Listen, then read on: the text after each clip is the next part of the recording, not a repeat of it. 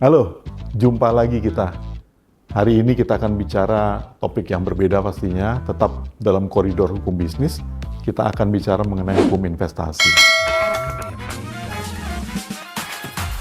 Kita tahu bahwa berinvestasi di Indonesia sangat menarik sekali. Banyak hal yang bisa diolah di Indonesia.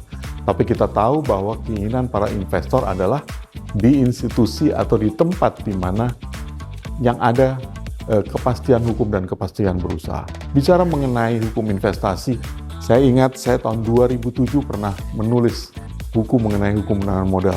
Pada saat itu baru saja terbit Undang-Undang nomor 25 tahun 2007 tentang penanaman modal. Dan beberapa tahun kemudian saya lakukan revisi dari buku saya tersebut, tepatnya tahun 2012. Saya membuat hukum penanaman modal versi yang baru, ya, dengan revisi, dan tentunya harapannya bisa bermanfaat bagi masyarakat yang lebih banyak lagi. Kemudian di tahun 2022, ya, untuk kepentingan melakukan pengajaran, saya membuat satu buku mengenai hukum investasi.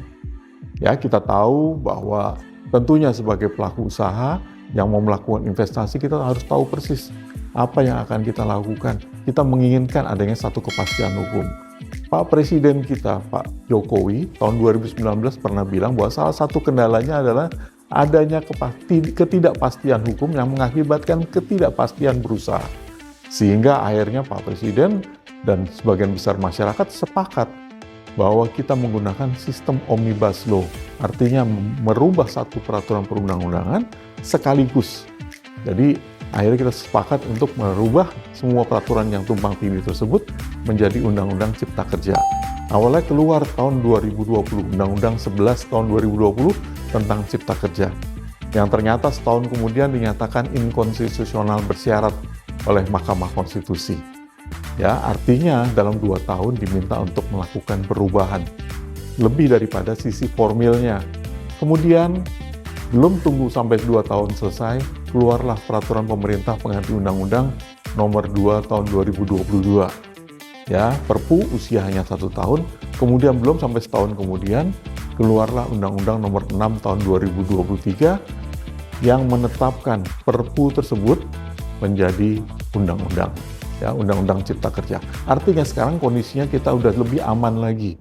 Kita sudah ada kepastian hukum untuk bisa berbisnis, berusaha di Indonesia. Harapannya teman-teman pelaku usaha, kita gandeng teman-teman pelaku usaha di luar negeri untuk berinvestasi di Indonesia. Supaya Indonesia keadaannya akan lebih maju, adil, dan makmur. Ayo semangat!